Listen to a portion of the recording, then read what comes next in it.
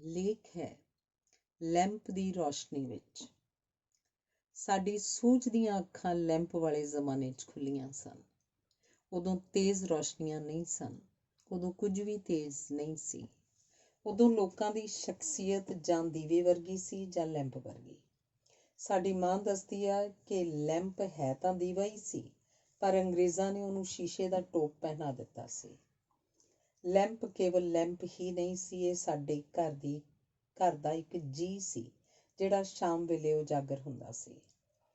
ਹੁਣ ਜਦੋਂ ਕਿਸੇ ਬਜ਼ੁਰਗ ਨੂੰ ਲਾਹੌਰ ਦੀਆਂ ਗੱਲਾਂ ਕਰਦਿਆਂ ਸੁਣਦਾ ਹਾਂ ਤਾਂ ਸਮਝ ਆਉਂਦੀ ਹੈ ਕਿ ਉਹਦੀ ਸੂਝ ਦੀਆਂ ਅੱਖਾਂ ਲਾਹੌਰ ਦੀਆਂ ਗਲੀਆਂ 'ਚ ਖੁੱਲ੍ਹੀਆਂ ਹੋਣਗੀਆਂ। ਉਹਦੀਆਂ ਜਾਗਦੀਆਂ ਅੱਖਾਂ ਨੇ ਸੁਪਨੇ ਉੱਥੇ ਹੀ ਵੇਖਣੇ ਸਿੱਖੇ ਹੋਣਗੇ। ਜਦੋਂ ਕੋਈ ਆਪਣੇ ਬਚਪਨ ਦੀਆਂ ਗੱਲਾਂ ਕਰਦਾ ਹੈ ਤਾਂ ਮੈਨੂੰ ਉਹ ਇੱਕ ਲੈਂਪ ਪ੍ਰਤੀਤ ਹੁੰਦਾ ਹੈ, ਜਗਦਾ ਹੋਇਆ ਲੈਂਪ। ਲੈਂਪ ਦੀ ਰੌਸ਼ਨੀ 'ਚ ਸਾਰੇ ਸੋਹਣੇ ਲੱਗਦੇ ਸਨ। ਮੇਰੀ ਮਾਂ ਤਾਂ ਹੈ ਵੀ ਬਹੁਤ ਸੋਹਣੀ ਸੀ। ਉਹ ਹੋਰ ਵੀ ਸੋਹਣੀ ਲੱਗਦੀ। ਉਦੋਂ ਸੰਤਾਨ ਦੀ ਹਾਜ਼ਰੀ ਵਿੱਚ ਮਾਵਾਂ ਦਾ ਅੰਦਰਲਾ ਚਾਨਣ ਉਹਨਾਂ ਦੇ ਚਿਹਰਿਆਂ 'ਤੇ ਆ ਜਾਇਆ ਕਰਦਾ ਸੀ। ਲੈਂਪ ਬਾਲਦੀ ਨੂੰ ਜਦੋਂ ਮੈਂ ਆਪਣੀ ਮਾਂ ਦੇ ਚਿਹਰੇ ਨੂੰ ਦੇਖਦਾ ਤਾਂ ਮੈਨੂੰ ਇੰਝ ਲੱਗਦਾ ਜਿਵੇਂ ਦੁੱਧ ਦੇ ਭਰੇ ਪਤੀਲੇ 'ਤੇ ਮਲਾਈ ਆ ਗਈ ਹੋਵੇ। ਮੇਰੇ ਪਿਤਾ ਦੀ ਚੰਗੀ ਕਿਸਮਤ ਸੀ ਜੋ ਉਹਨਾਂ ਦਾ ਵਿਆਹ ਮੇਰੀ ਮਾਂ ਨਾਲ ਹੋ ਗਿਆ। ਮੇਰੀ ਮਾਂ ਉਸ ਜ਼ਮਾਨੇ ਦੀ 10ਵੀਂ ਪਾਸ ਸੀ ਜਦੋਂ ਤੀਜੀ ਪਾਸ ਦਾ ਵਿਆਹ ਤਹਿਸੀਲਦਾਰ ਨਾਲ ਹੋ ਜਾਇਆ ਕਰਦਾ ਸੀ। ਜਦੋਂ ਮੇਰੇ ਪਿਤਾ ਦਾ ਵਿਆਹ ਹੋਇਆ ਤਾਂ ਉਹ ਡਾਕਖਾਨੇ 'ਚ ਕੰਮ ਕਰਦੇ ਸਨ। ਮੇਰੀ ਮਾਂ ਮੇਰੇ ਪਿਤਾ ਨੂੰ ਸਭ ਤੋਂ ਸਿਆਣਾ ਪੁਰਸ਼ ਮੰਨਦੀ ਸੀ ਅਤੇ ਮੇਰਾ ਪਿਤਾ ਮੇਰੀ ਮਾਂ ਨੂੰ ਦੁਨੀਆ ਦੀ ਸਭ ਤੋਂ ਸੋਹਣੀ ਔਰਤ। ਲੈਂਪ ਦੀ ਰੌਸ਼ਨੀ ਵਿੱਚ ਜਦੋਂ ਮੈਂ ਉਹਨਾਂ ਨੂੰ ਵੇਖਦਾ ਤਾਂ ਹੋਰ ਵੀ ਪਿਆਰੇ ਲੱਗਦੇ ਅਤੇ ਭੈਣ ਭਰਾਵਾਂ ਵਿੱਚ ਇਸ ਗੱਲ ਦੀ ਬਹਿਸ ਛਿੜ ਪੈਂਦੀ ਕਿ ਕਿਸ ਨੇ ਕਿਸ ਦੀ ਗੋਦੀ 'ਚ ਬੈਠਣਾ ਹੈ। ਹਰ ਕਿਸੇ ਦੀ ਜ਼ਿੰਦਗੀ 'ਚ ਇੱਕ ਗੀਤ ਵਰਗੀ ਉਮਰ ਹੁੰਦੀ ਹੈ, ਜਦੋਂ ਸਾਰੀ ਦੁਨੀਆ ਲਾਚੀਆਂ ਦਾ ਬਾਗ ਪ੍ਰਤੀਤ ਹੁੰਦੀ ਹੈ। ਉਦੋਂ ਮਾਂ ਲੈਂਪ ਬਾਲ ਕੇ ਉਸ ਕੋਲ ਬੈਠੀ ਨਿੱਕਾ ਮੋਟਾ ਕੰਮ ਕਰਦੀ, ਕੁਝ ਗਾਉਣ ਲੱਗ ਪੈਂਦੀ। ਲੈਂਪ ਸ਼ਾਇਦ ਮੇਰੀ ਮਾਂ ਲਈ ਮਹਿਫਿਲ ਦੀ ਸ਼ਮਾ ਸੀ ਜਿਸ ਵਿੱਚ ਉਹਨੂੰ ਦੁੱਧ ਉਤਰਨ ਦੀ ਥਾਂ ਕਵਿਤਾ ਉਤਰਦੀ।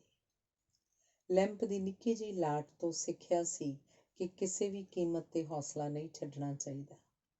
ਹਰ ਹਨੇਰੀ ਤੇ ਝੱਖੜ ਵਿੱਚ ਲੈਂਪ ਵਾਂਗ ਬਲਦੇ ਰਹਿਣਾ ਚਾਹੀਦਾ ਹੈ। ਕਹਿੰਦੇ ਹਨ ਜਦੋਂ ਧਰਤੀ 'ਤੇ ਪਹਿਲੀ ਵਾਰ ਸੂਰਜ ਡੁੱਬਣ ਲੱਗਿਆ ਤਾਂ ਕਿਸੇ ਨੇ ਕਿਹਾ ਹਨੇਰੇ 'ਚ ਮੇਰੀ ਹਾਜ਼ਰੀ ਕੌਣ ਲਾਏਗਾ। ਦੀਵੇ ਨੇ ਨਿਰਮਾਣਤਾ ਨਾਲ ਕਿਹਾ ਮੈਂ ਯਤਨ ਕਰਾਂਗਾ। ਕਹਿੰਦੇ ਹਨ ਜਦੋਂ ਦੀਵਾ ਬੁਝਣ ਲੱਗਿਆ ਤਾਂ ਜੁਗਨੂ ਨੇ ਕਿਹਾ ਤੇਰਾ ਸਫ਼ਰ ਮੈਂ ਜਾਰੀ ਰੱਖਾਂਗਾ। ਉਦੋਂ ਗਲੀਆਂ 'ਚ ਰੌਸ਼ਨੀ ਨਹੀਂ ਸੀ ਹੁੰਦੀ, ਇਸੇ ਕਰਕੇ ਭੂਤ ਪ੍ਰੇਤਾਂ ਦੀਆਂ ਕਹਾਣੀਆਂ ਵਧੇਰੇ ਪ੍ਰਚਲਿਤ ਸਨ। ਗੁਰਦੁਆਰੇ ਵਿੱਚ ਵੀ ਅਸੀਂ ਆਪਣਾ ਆਪਣਾ ਲੈਂਪ ਲੈ ਕੇ ਜਾਂਦੇ।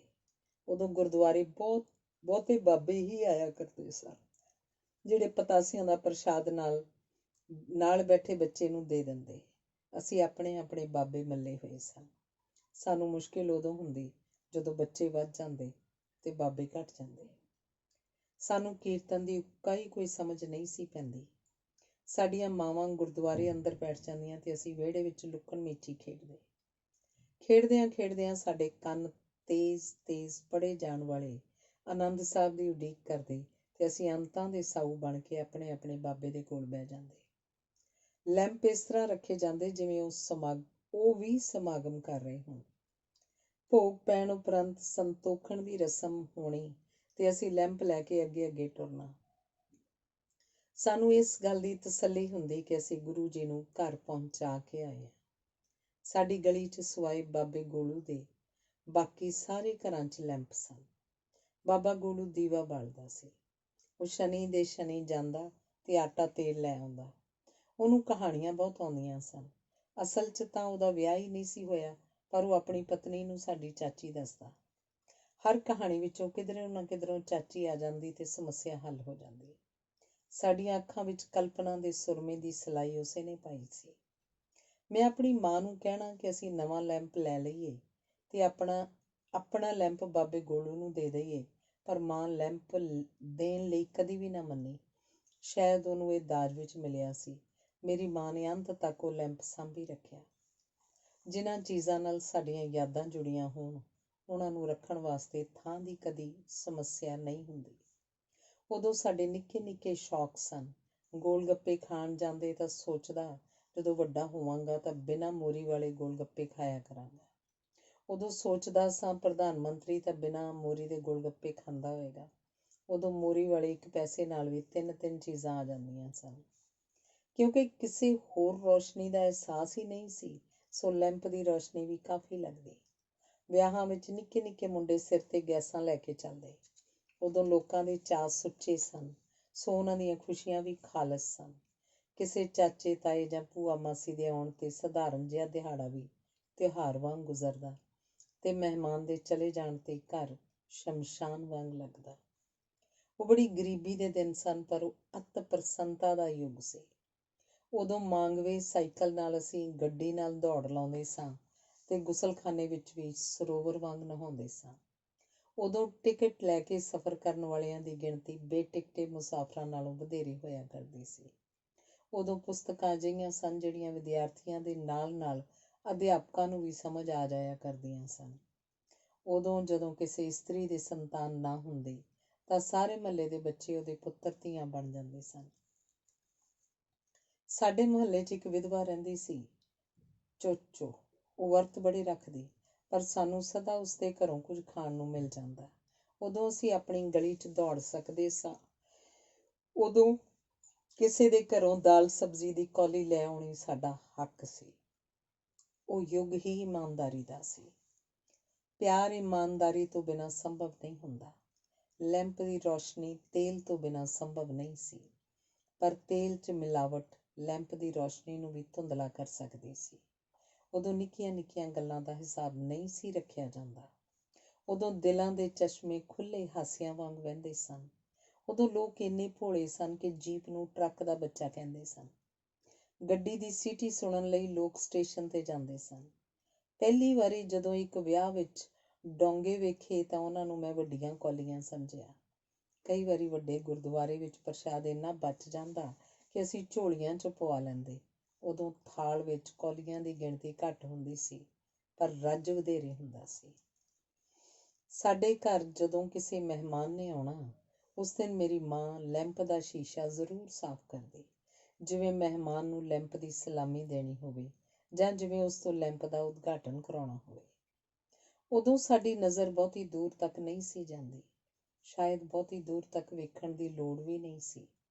ਸਾਨੂੰ ਸਭ ਤੋਂ ਚੰਗਾ ਉਦੋਂ ਲੱਗਦਾ ਜਦੋਂ ਕਦੀ ਸ਼ਾਮ ਨੂੰ ਮੀਂਹ ਪੈ ਰਿਹਾ ਹੁੰਦਾ।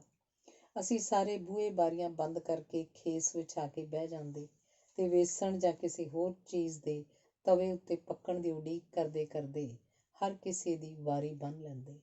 ਅਸੀਂ ਭੁੱਲ ਹੀ ਜਾਂਦੇ ਕਿ ਮਾਂ ਨੇ ਵੀ ਖਾਣਾ। ਲੈਂਪ ਦੀ ਰੋਸ਼ਨੀ 'ਚ ਮਾਂ ਕਹਾਣੀਆਂ ਸੁਣਾਉਂਦੀ।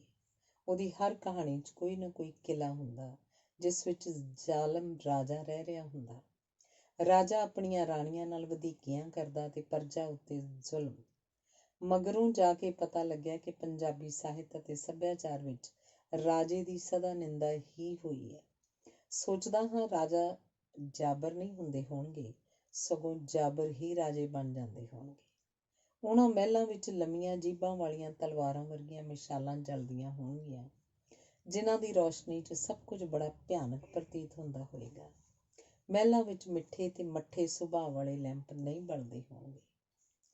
ਲੈਂਪ ਮੈਨੂੰ ਮਰਦ ਵਾਂਗ ਪ੍ਰਤੀਤ ਹੁੰਦਾ ਤੇ ਮੋਮਬੱਤੀ ਇਸਤਰੀ ਵਾਂਗ। ਲੈਂਪ ਵਿੱਚ ਬਲਦੀ ਲਾਟ ਮੈਨੂੰ ਰਾਜੇ ਦੇ ਚਿਹਰੇ ਵਾਂਗ ਲੱਗਦੀ। ਲੈਂਪ ਦੀ ਰੋਸ਼ਨੀ 'ਚ ਸਾਡੀ ਮਾਂ ਸਵੈਟਰ ਬੁਣਦੀ ਤੇ ਉਹਦੀਆਂ ਉਂਗਲਾਂ ਨੂੰ ਨਿੱਕਾ ਨਿੱਕਾ ਨਾਚ ਕਰਦਿਆਂ ਅਸੀਂ ਵੇਖਦੇ। ਜਦੋਂ ਇੱਕ ਸਿਲਾਈ ਖਤਮ ਹੋ ਜਾਂਦੀ ਤਾਂ ਮਾਂ ਖਾਲੀ ਸਿਲਾਈ ਨੂੰ ਇੰਝ ਘੁਮਾਉਂਦੀ ਜਿਵੇਂ ਜਾਦੂਗਰ ਆਪਣੀ ਛੜੀ ਨੂੰ ਘੁਮਾਉਂਦਾ ਹੈ। ਹੁਣ ਸੋਚਦਾ ਕਿਸੇ ਇਸਤਰੀ ਵੱਲੋਂ ਕਿਸੇ ਪੁਰਸ਼ ਨੂੰ ਸਭ ਤੋਂ ਵਧੀਆ ਸੁਗਾਤ ਆਪਣੇ ਹੱਥਾਂ ਨਾਲ ਬੁਣਿਆ ਸਵੈਟਰ ਹੈ। ਮੁਹੱਲੇ ਵਿੱਚ ਸਾਡੀ ਸਭ ਦੀ ਸਾਂਝੀ ਭਾਬੀ ਨੇ ਮੈਨੂੰ ਅਜਿਹਾ ਇੱਕ ਸਵੈਟਰ ਦਿੱਤਾ ਸੀ, ਜਿਹੜਾ ਹੁਣ ਵੀ ਮੇਰੇ ਕੋਲ ਹੈ। ਜਦੋਂ ਬਿਮਾਰ ਪਈ ਤਾਂ ਕਿਸੇ ਨੂੰ ਦੱਸੇ ਬਿਨਾਂ ਮੈਂ ਉਹਨੂੰ ਜਦੋਂ ਖੂਨ ਦਿੱਤਾ ਤਾਂ ਅੰਤਾਂ ਦੀ ਤਸੱਲੀ ਮਿਲੀ। ਸਵੈਟਰ ਅਜਿਹੀ ਸੁਗਾਤ ਹੈ ਜਿਹਦੇ ਹਰ ਕੁੰਡੇ ਤੇ ਜਿਵੇਂ ਸਿਲਾਈ ਨਾਲ ਅਦਿੱਖ ਦਸਖਤ ਕੀਤੇ ਹੋਣ। ਲੈਂਪ ਦੀ ਰੋਸ਼ਨੀ 'ਚ ਬਣਾਈ ਸਵੈਟਰ ਰੋਸ਼ਨੀ ਦਾ ਛੱਤਾ ਪ੍ਰਤੀਤ ਹੁੰਦੀ ਰਹੀ। ਲੈਂਪ ਦੀ ਰੋਸ਼ਨੀ 'ਚ ਮਾਂ ਸਾਡੀਆਂ ਕਮੀਜ਼ਾਂ ਦੇ ਟੁੱਟੇ ਬਟਨ ਵੀ ਲਾਉਂਦੀ। ਉਸ ਕੋਲ ਕਿੰਨਾ ਹੀ ਨਿੱਕਾ ਮੋਟਾ ਕੰਮ ਅਜਿਹਾ ਹੁੰਦਾ ਸੀ ਜਿਹੜਾ ਉਹ ਲੈਂਪ ਦੀ ਰੋਸ਼ਨੀ ਵਿੱਚ ਕਰਨ ਵਾਸਤੇ ਰੱਖ ਲੈਂਦੀ। ਜਦੋਂ ਕਿਸੇ ਮਹਿਮਾਨ ਨੇ ਸਾਡੇ ਘਰ ਠਹਿਰਨਾ, ਅਸੀਂ ਲੈਂਪ ਜਗਦਾ ਰੱਖਣਾ, ਉਹਦੀ ਲਾਟ ਨੀਵੀਂ ਕਰ ਦੇਣੀ, ਪਰ ਬੁਝਾਉਣਾ ਨਾ, ਜਿਵੇਂ ਮਹਿਮਾਨ ਦੀ ਸ਼ਾਨ 'ਚ ਅਸੀਂ ਅਮਰ ਜੋਤੀ ਬਾਲੀ ਹੋਵੇ। ਰਾਤ ਪੈਣ ਉੱਤੇ ਲੈਂਪ ਦੇ ਚਾਨਣੇ 'ਚ ਅਸੀਂ ਕੰਧਾਂ ਉੱਤੇ ਕਿੰਨੇ ਹੀ ਪਰਛਾਵੇਂ ਬਣਾਉਂਦੇ। ਇਹ ਸਾਡਾ ਫਿਲਮ ਸ਼ੋਅ ਹੋਇਆ ਕਰਦਾ ਸੀ। ਅਸੀਂ ਆਪ ਹੀ ਅਦਾਕਾਰ ਹੁੰਦੇ ਤੇ ਪਰਛਾਵਿਆਂ ਨੂੰ ਅਸੀਂ ਮਨ ਚਾਹੇ ਅਰਥ ਦਿੰਦੇ। ਆਪਣੀ ਛੋਟੀ ਭੈਣ ਨੂੰ ਇਹਨਾਂ ਪਰਛਾਵਿਆਂ ਨਾਲ ਡਰਾਉਂਦੇ ਤੇ ਉਹ ਮੈਨੂੰ ਮਨਾਉਣ ਲਈ ਕਹਿ ਦਿੰਦੀ, ਤੂੰ ਮੇਰੀ ਵੱਡੀ ਸਲੇਟੀ ਲੈ ਲਵੀਂ। ਉਹਦੀ ਵੱਡੀ ਸਲੇਟੀ ਉਹਦੀ ਚੀਚੀ ਨਾਲੋਂ ਵੀ ਛੋਟੀ ਹੁੰਦੀ, ਪਰ ਉਹਦੀ ਤਲੀ ਜਿੰਨੀ ਛੋਟੀ ਦੁਨੀਆ ਵਿੱਚ ਸਲੇਟੀ ਨੂੰ ਕੁਰਬਾਨ ਕਰਨਾ ਕਿਸੇ ਮਲਕਾ ਵੱਲੋਂ ਆਪਣੇ ਤਾਜ ਨਿਛਾਵਰ ਕਰਨ ਵਾਲੀ ਗੱਲ ਸੀ। ਲੈਂਪ ਦੇ ਉੱਪਰ ਮੋਰੀਆਂ ਵਿੱਚੋਂ ਆ ਰਹੀ ਨਿੱਘੀ ਨਿੱਘੀ ਬੁੱਲਾਂ ਦੀ ਸੇਕ ਵਰਗੀ ਹਵਾ ਉੱਤੇ ਅਸੀਂ ਕੌਲੀ ਵਿੱਚ ਗੁੜ ਪਾ ਕੇ ਰੱਖ ਦਿੰਦੇ। ਇਹ ਸਾਡਾ ਟੌਫੀਆਂ ਬਣਾਉਣ ਦਾ ਕਾਰਖਾਨਾ ਸੀ। ਸ਼ਾਇਦ ਉਦੋਂ ਸਬਰ ਵੱਡੇ ਸਨ, ਤਾਂ ਹੀ ਨਿੱਕੀਆਂ ਨਿੱਕੀਆਂ ਚੀਜ਼ਾਂ ਵਿੱਚੋਂ ਖੁਸ਼ੀ ਮਿਲਦੀ ਸੀ। ਚਾਨਣੀਆਂ ਰਾਤਾਂ ਵਿੱਚ ਲੈਂਪ ਨੂੰ ਬਹੁਤੀ ਦੇਰ ਤੱਕ ਨਹੀਂ ਸੀ ਬਾਲਿਆ ਜਾਂਦਾ। ਉਦੋਂ ਛੱਤ ਉੱਤੇ ਪਹੁੰਚਣ ਦੀ ਕਾਹਲ ਹੁੰਦੀ ਸੀ ਤੇ ਦੇਰ ਰਾਤ ਤੱਕ ਚੰਨ ਸਾਡੀਆਂ ਗੱਲਾਂ ਦਾ ਵਿਸ਼ਾ ਹੁੰਦਾ। ਜਦੋਂ ਬੱਦਲ ਹੋਣੇ ਤਾਂ ਚੰਨ ਦਾ ਬੱਦਲਾਂ ਪਿੱਛੇ ਲੁਕ ਛਿਪ ਜਾਣਾ ਤੇ ਕੁਝ ਚਿਰ ਮਗਰੋਂ ਝਾਤ ਮਾਰਨਾ ਸਾਨੂੰ ਇੱਕ ਖੇਡ ਲੱਗਦਾ। ਸਾਡੇ ਵਿੱਚ ਬਹਿਸ ਹੋਣੀ ਕਿ ਚਰਖਾ ਕੱਤਣ ਵਾਲੀ ਮਾਈ ਕਿੱਥੇ ਹੈ ਤੇ ਉਹਦਾ ਚਰਖਾ ਕਿੱਥੇ। ਨਿਰਸੰਦੇਹ ਸਾਡੀ ਅਗਿਆਨਤਾ ਦਾ ਯੁੱਗ ਸੀ। ਸ਼ਾਇਦ ਇਸੇ ਕਰਕੇ ਸਾਨੂੰ ਸੁਪਨੇ ਵਧੇਰੇ ਆਉਂਦੇ ਸਨ। ਚੰਨ ਦੀਆਂ ਗੱਲਾਂ ਕਰਦਿਆਂ ਕਰਦਿਆਂ ਨੀਂਦਰ ਨਾਲ ਸਾਡੀਆਂ ਅੱਖਾਂ ਭਾਰੀਆਂ ਹੋ ਜਾਂਦੀਆਂ ਤੇ ਅਸੀਂ ਸੁਪਨਿਆਂ ਨਾਲ ਪੀਚੋ ਖੇਡਦੇ। ਘਰ ਵਿੱਚ ਲੈਂਪ ਦੀ ਆਪਣੀ ਸ਼ਖਸੀਅਤ ਸੀ। ਜਗਦਾ ਹੋਇਆ ਉਹ ਰੌਸ਼ਨੀ ਦਾ ਕਰਮੰਡਲ ਪ੍ਰਤੀਤ ਹੁੰਦਾ।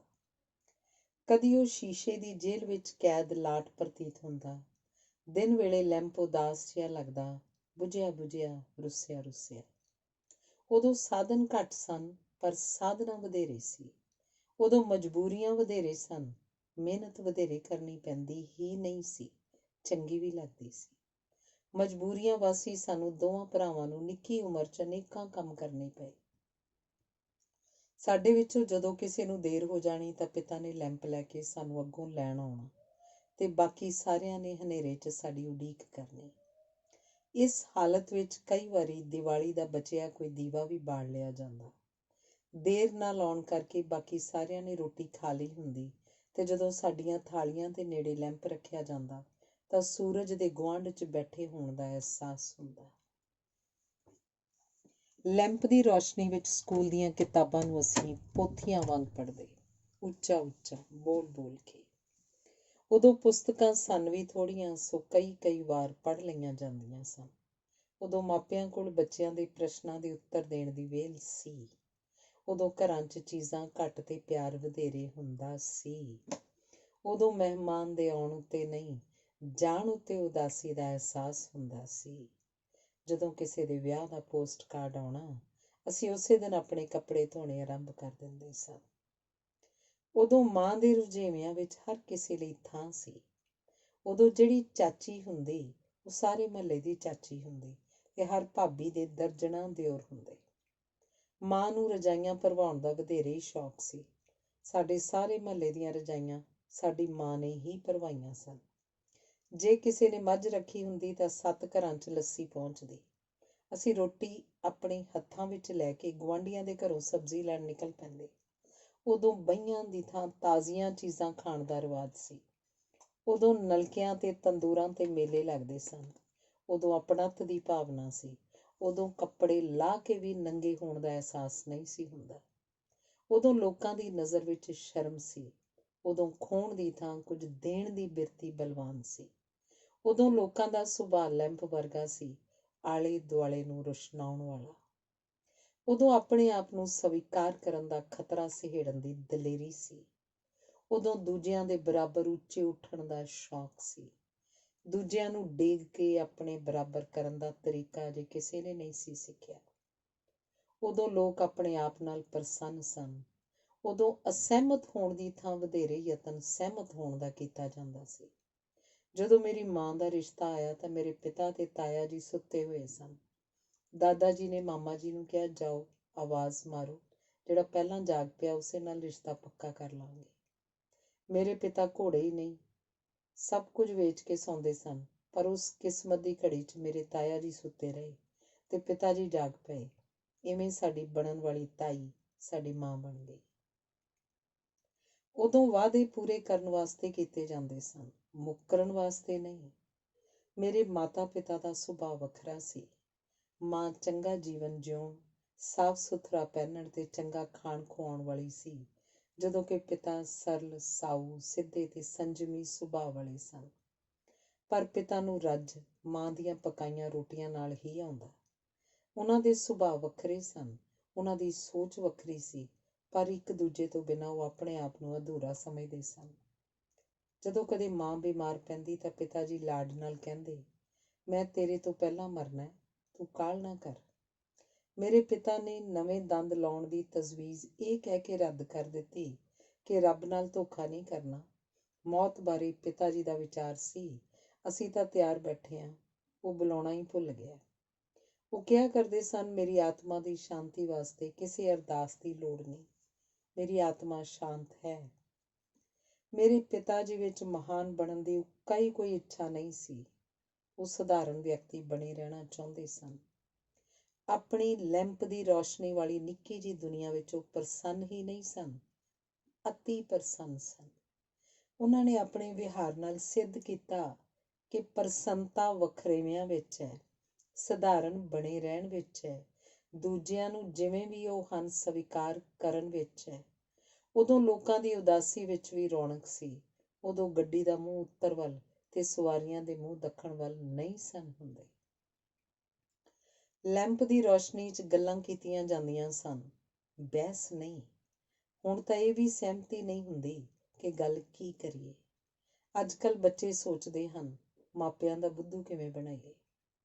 ਉਦੋਂ ਭੁੱਖ ਪਹਿਲਾਂ ਲੱਗਦੀ ਸੀ ਤੇ ਰੋਟੀ ਮਗਰੋਂ ਪੱਕਦੀ ਸੀ। ਉਦੋਂ ਸ਼ੋਰ ਤੇ ਸੰਗੀਤ ਵਿਚਕਾਰ ਅੰਤਰ ਕਾਇਮ ਸੀ। ਉਦੋਂ ਕਵੀ ਵਧੇਰੇ ਤੇ ਗੱਤਕੇਬਾਜ਼ ਘੱਟ ਸਨ। ਉਦੋਂ ਕਾਟੀ ਮਾਰੇ ਜਾਣ ਦੇ ਡਰ ਤੋਂ ਬਿਨਾਂ ਪਤੰਗ ਉਡਾਇਆ ਜਾਂਦਾ ਸੀ। ਉਦੋਂ ਸਰਦੀਆਂ 'ਚ ਕੰਬਲ ਦੀ ਬੁੱਕਲ ਸਰਦੀ ਤੋਂ ਬਚਣ ਲਈ ਹੀ ਮਾਰੀ ਜਾਂਦੀ ਸੀ, ਪਿਸਤੌਲ ਜਾਂ ਬੰਦੂਕ ਛੁਪਾਉਣ ਲਈ ਨਹੀਂ। ਉਦੋਂ ਕਿਸੇ ਦੇ ਆਉਣ ਤੇ ਨੌਕਰ ਮਾਲਕ ਨੂੰ ਪੁੱਛਦਾ ਨਹੀਂ ਸੀ ਕਿ ਉਹ ਘਰ ਹੈ ਕਿ ਨਹੀਂ। ਉਦੋਂ ਸਾਹਮਣੇ ਤੱਕ ਹੀ ਪਿੱਠ ਪਿੱਛੇ ਵੀ ਗਾਲਾਂ ਕੱਢਣ ਦਾ ਰਿਵਾਜ਼ ਨਹੀਂ ਸੀ। ਉਦੋਂ ਸਬੱਬ ਨਾਲ ਨਹੀਂ, ਲੋਕ ਆਦਤ ਵਸ ਇਮਾਨਦਾਰ ਸਨ। ਉਦੋਂ ਸ਼ਹੀਦ ਸਾਡੇ ਨਾਇਕ ਸਨ। ਫਿਲਮਾਂ ਵਿੱਚ ਸ਼ਹੀਦ ਦੀ ਐਕਟਿੰਗ ਕਰਨ ਵਾਲਾ ਅਦਾਕਾਰ ਸਾਡਾ ਨਾਇਕ ਨਹੀਂ ਸੀ।